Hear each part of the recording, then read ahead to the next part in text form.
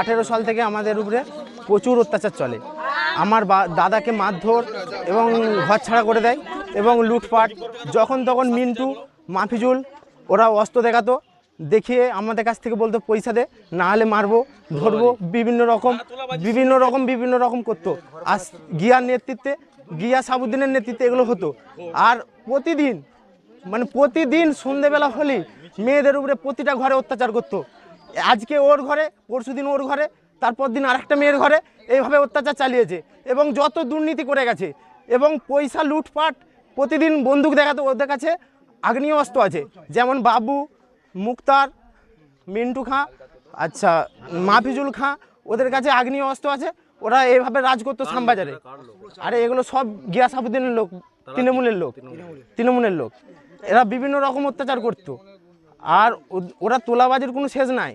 বাজারে কোনো যদি মাল কিনতে যেত, বলতো আমরা কোনো দিন পয়সা দিয়ে বাজার করি না। এইভাবে অত্যাচার করতো। পুঁজি বাজার বা মুদির বাজার, যে কোনো বাজার। আমাদের গরু ছাগল লুট করে ওরা খেয়েছে, আমরা তাও কিছু করতে পারিনি। আমাদের বাদাম থেকে, চাষের জমি থেকে সব নষ্ট করে দিয়েছে। 21 সালে এমন কিছু নাই যে করেনি। ওদের যত রকম কষ্ট ছিল সব আমাদেরকে দিয়েছে। আমাদেরকে অসুল্য ভাষা করতো। আর ওই সাবুদ্দিনের বউ আমাকে লাগবার আমাকে ওই রাস্তায় ঘিরে ঘিরে মেরেছে। আমার এমনকি আমার গায়ের ব্লাউজটা পর্যন্ত খুলে নিয়েছে ওই সাবুদ্দিনের বউ। এখন কি আপনারা ভয়? এখন আমরা ভয় মুক্ত, এখন আমরা ভয় পাইনি। তো আমাদের ঘর দুয়ার ভেঙেছে, আমাদের ছেলেদিকে মেরে আগুন জ্বালিয়ে দিয়েছে, আমাদের ছেলেদিকে মেরে কারো হাত ভেঙেছে, কারো পা ভেঙেছে, কারো মাথা ফাটিছে, রক্তই বন্যে গেছে। আর একটা কথা, আমাদের ছেলেদিকে ওই সব সময় দেখলে ওই সব পায়ে পা দিয়ে ঝগড়া লাগতো। বাজার দিকে বেড়া কি রাস্তা দিকে বেড়া, অমনি পায়ে তেমনি করে গোড়ালে দিত, দিয়ে ছেলেদিকে মারধর করতো শুধু। সব সময় আমরা আতঙ্কা থাকতাম।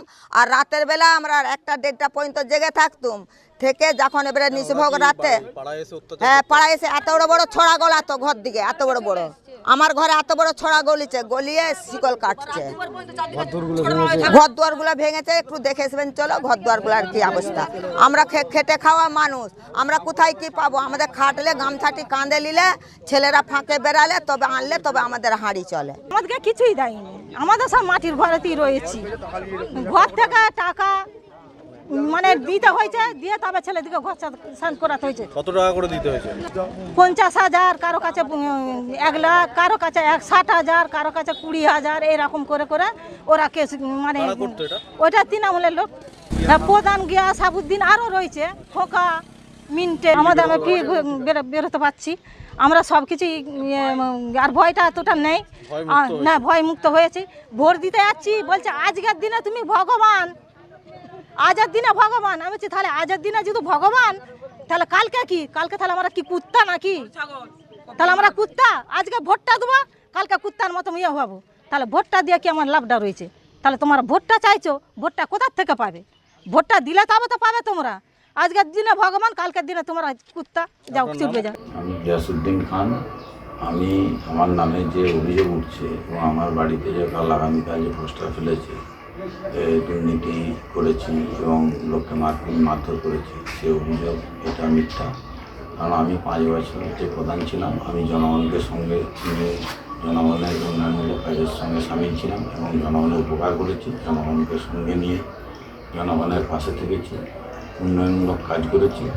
আজকে যে আমার নামে দুর্নীতির যে অভিযোগ উঠছে, এটা মিথ্যা। আমাকে চক্রান্ত করে ফাঁসানো হচ্ছে। যদি আমার এই দুর্নীতি কি কারো মারপিট কি কোনো কারো ঝামেলা করে থাকি, যদি আমি তা প্রমাণ করাতে পারি, আমি যে শাস্তি দিলে আমি সেটা মাথা পেতে নেব। ওরা শ্যামবাজার অঞ্চলের মধ্যে পড়ে। ওরা এক সময় এর আগের টার্মের প্রধান ছিল গিয়াসউদ্দিন এবং আমাদের যে পঞ্চায়েত সমিতির কর্মাধ্যক্ষ ছিল, ব্লক সভাপতি হয়েছেন এবং বিভিন্ন ছিল টাকার বিনিময়। তো গিয়াসউদ্দিন ওখানেতে প্রধান হওয়ার পর থেকে সমস্ত গাছ কাটা, পঞ্চায়েতের রাস্তা থেকে আরম্ভ করে সমস্ত দুর্নীতির সঙ্গে যুক্ত আছে এবং সেটা পরিমাণটা কিন্তু অনেকটাই। আমরা এই মুহূর্তে বিভিন্ন পঞ্চায়েত থেকে আমরা ডেটা তুলছি তাদের দুর্নীতি ফাঁস করার জন্য। এবং ওই সাবুদ্দিন, গিয়াসউদ্দিন, সুন্দর, ওখানে মিন্টু, হ্যাঁ রুরুল, এদের নেতৃত্বে পুরো সন্ত্রাস চলতো আমাদের এলাকাতে। ওদের ভয়ে মানুষ বাড়ি থেকে বেরোতে পারতো না, মেয়েরা সন্ধ্যের পরে বেরোতে পারতো না। এবং সবচেয়ে বড় কথা 21-এর ভোট পরবর্তী যে সন্ত্রাস, সে আপনারা চোখে দেখলে আপনারাই অবাক হয়ে যেতেন। ওই ভূমিজপাড়াতে একটা পুরুষকেও বাড়িতে থাকতে দিত না, এবং মহিলাদের সঙ্গে এক কুকীর্তির সঙ্গে জড়িত প্রতিটা লোক, এবং জোর করে, এবং কাউকে ছাড়েনি। বাড়ির আইবুড়ো মহিলা থেকে আরম্ভ করে বিয়েলি, মানে সে সন্ত্রাস আমি মুখে আপনাকে বোঝাতে পারছি না কি সন্ত্রাসের মধ্যে সবাই ছিল, আতঙ্কের মধ্যে ছিল। সে সন্ত্রাস শুধু ওখানে না, ওর প্রভাবে আপনার একবার মূল্যক থেকে আরম্ভ করে প্রতিটা জায়গায় একবার বাড়ি ঘর দুয়ার ভাঙচুর থেকে আরম্ভ করে নারী নির্যাতন থেকে আরম্ভ করে একটা ভয়ের পরিবেশ।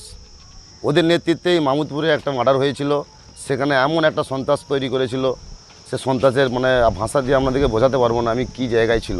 প্রতিটা মানুষ একটা আতঙ্কের মধ্যে ছিল। এই যে সামনে এই যে আপনাদের এই যে ভোট হলো, ভোটের দিন পর্যন্ত, রেজাল্টের আগের দিন পর্যন্ত ওদের বাড়ির লোক, ওরা আগে থেকে বুঝে গেছিলো বিজেপি ক্ষমতায় আসছে। ওরা ওদের বাড়ির সমস্ত আসবাবপত্র, মহিলা, বউ, মেয়ে, ওদেরকে বাইরে পাঠিয়ে দিয়ে রেজাল্টের আগের দিন পর্যন্ত চমকানি দিয়েছে। ওরা ক্ষমতায় আসলে এ করে নেবে, সে করে নেবে। এবং ওদের পার্টি অফিসে, বিভিন্ন পার্টি অফিসে, ওদের নিজেদের বাড়িতে বিভিন্ন রকমের আগ্নেয়াস্ত্র মজুদ ছিল সে সন্ত্রাস করার জন্য। আজকে সাধারণ জনগণের সেই যে এই সন্ত্রাস থেকে মুক্তি পাওয়ার জন্য বিজেপিকে ভোট দিয়ে, বিজেপির বোতাম টিপে আজকে বিজেপিকে ক্ষমতায় এনেছে। আজকে তাদেরকে কেউ হাতছাড়া করেনি। সাধারণ মানুষ তো মুখ খুলছে ওদের বিরুদ্ধে। সাধারণ মানুষের ভয়ে, সেই জনরোষের ভয়ে ওরা নিজেরাই ঘর ছাড়া। শুভেন্দু আমাদের বিবৃতি দিয়েছেন যে ঘর ছাড়ারা আমরা বাড়ি ফেরাবো কাদেরকে না, যাদের 21-এর পর সন্ত্রাসীদের নাম নেই। এই যে যারা বাড়ি ছাড়া হয়েছে তাদের মধ্যে সবগুলোই ওয়ান্টেড, প্রত্যেকে জড়িত। কত বাড়ির দৌড় ভাঙচুর করেছেন, এখনও তার প্রমাণ আছে, এখনও সব বাড়ি সারাতে পারেনি। আমরা কথা দিয়েছি সে বাড়ি আমরা সারিয়ে দেবো। সম্পত্তির তো কোনো হিসাবই নেই। সম্পত্তি এখানে না অন্য জায়গায় বাড়ি বানিয়েছে যাতে মানুষের চোখে না লাগে। এখানে যে বাড়ি করেছে ওই বাড়ির জায়গায় কিন্তু জবরদখল করে, নিজেদের জায়গা না। আসাম বাজারের কী যেন নাম ভুলে যাচ্ছি, ওর জায়গা ছিল, জোর দখল করে ওখানে বাড়ি বানানো হয়েছে।